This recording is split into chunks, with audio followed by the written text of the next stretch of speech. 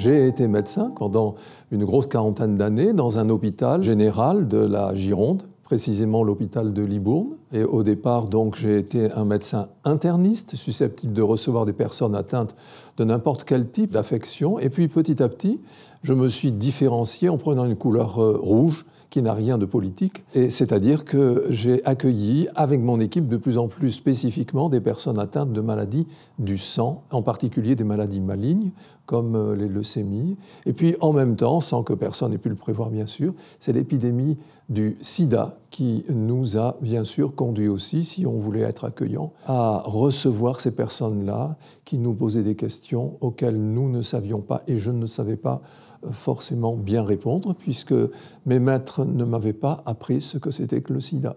Je suis aussi référent pour les aumôneries sanitaires, et donc j'accompagne et je soutiens les aumôniers. Un côté plus personnel et plus engagé, c'est le côté du croyant. J'ai un parcours pour lequel j'essaie d'articuler une marche avec deux jambes. La première jambe est celle du pentecôtisme dans lequel je suis né, clairement. Et la deuxième est celle plutôt d'un protestantisme réformé, puisque une bonne part de mon éducation religieuse, autour de la dizaine d'années de l'adolescence, s'est faite dans le domicile même de Jacques Ellul, qui habitait la banlieue bordelaise et qui affrétait un bus pour venir chercher les enfants qui le souhaitaient tous les jeudis, puisqu'à cette époque-là, c'est le jeudi que l'école s'arrêtait. Je ne doute pas d'une volonté politique qui aille dans le sens que vous venez de dire. Et je pense que s'il y a hésitation, c'est parce que, en décalage avec les sondages répétés, en décalage avec aussi les données de la Commission citoyenne et puis de beaucoup d'instances qui se sont réunies pour faire des propositions, les soignants eux-mêmes ne sont certainement pas aussi mûrs que ça pour mettre en œuvre. C'est-à-dire que des paroles aux actes, de la coupe aux lèvres, il y a une distance. C'est relativement facile de donner une position de principe par rapport aux questions de la fin de vie. C'est sans doute beaucoup plus délicat quand on va se trouver soi-même dans les faits en situation d'avoir véritablement à agir en tant que soignant. Et la question donc qui se pose à beaucoup de soignants, c'est est-ce que l'aide active à mourir, donc parlons clair, l'euthanasie, l'assistance au suicide, ça fait ou non partie du champ du soin auquel culturellement les soignants sont habitués, qu'ils soient infirmiers, infirmières, aides-soignants ou médecins, ou cadres de santé, ou profession des soins de support, c'est-à-dire les psychologues, les algologues, etc. Les soins palliatifs également, bien sûr.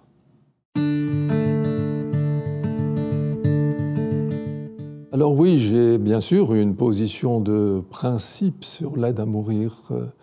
Position de principe est plutôt celle de la réserve, mais elle n'est peut-être pas celle d'un non absolu qui ne prendrait pas en compte les réalités du terrain et les situations que vivent les personnes qui viennent se faire soigner. Et le croyant que je suis à cet égard, bien sûr, se sent interpellé par beaucoup de passages bibliques qui invitent, je dirais, à choisir la vie.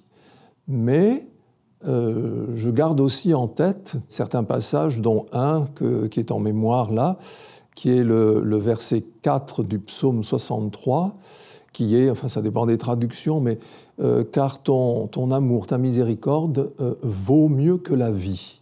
Et cette parole-là m'indique clairement que la vie est une valeur essentielle, mais qu'elle n'est peut-être pas une valeur absolue. Son amour, celui à qui je m'adresse, sa miséricorde, vaut peut-être, et en tout cas ce verset l'affirme, plus que la vie. Et donc, rien que de ce fait-là, je ne peux pas prendre la vie comme un absolu, et ça m'oblige à une ouverture par rapport aux demandes qui peuvent éventuellement être faites, et ce d'ailleurs, quel que soit l'état de la loi. C'est aussi vrai, mon questionnement, quand j'ai été en fonction qu'aujourd'hui, ou éventuellement, si la loi change.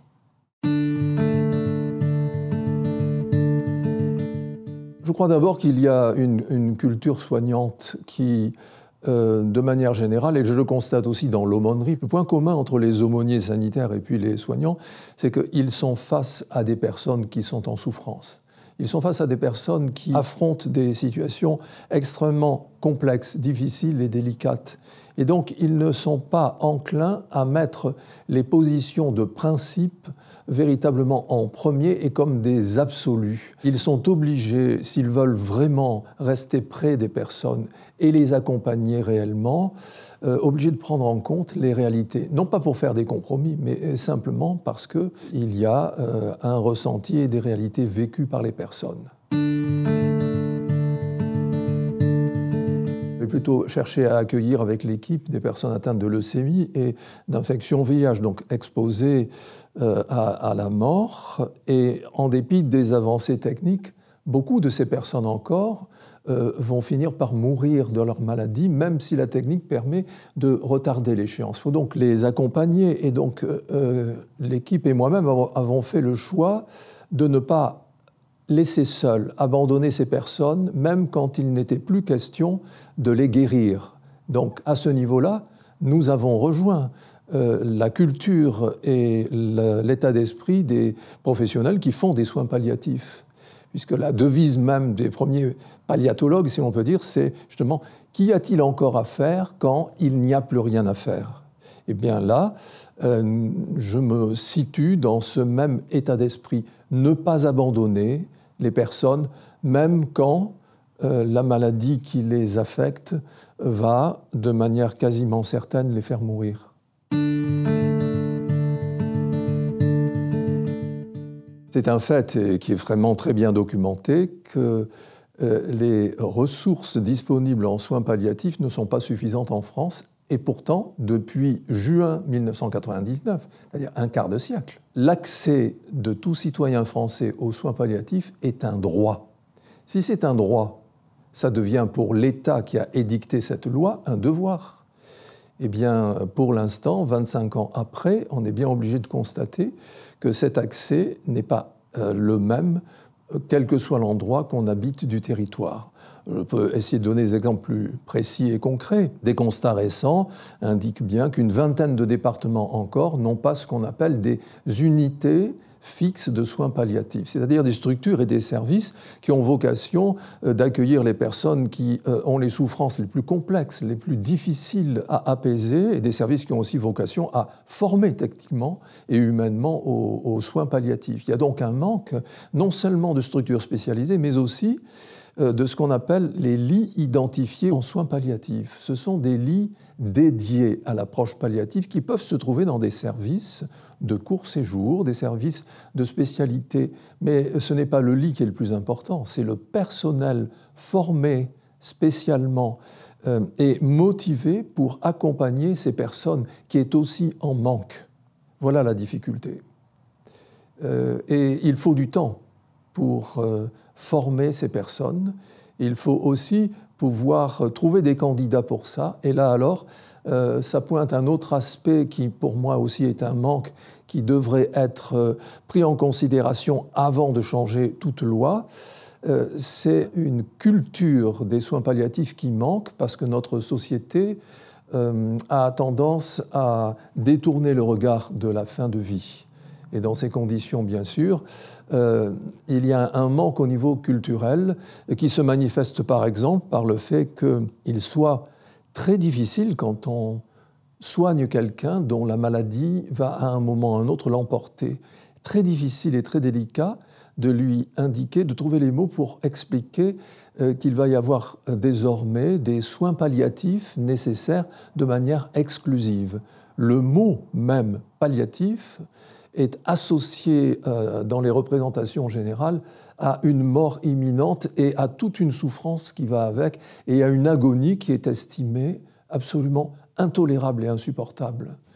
Dans les temps anciens où la sécularisation n'avait pas fait son œuvre, l'agonie était considérée positivement comme un temps pour se préparé à rencontrer Dieu. Et ce qui était mal vécu, c'était de mourir brutalement, c'est-à-dire de ne pas avoir le temps de cette préparation.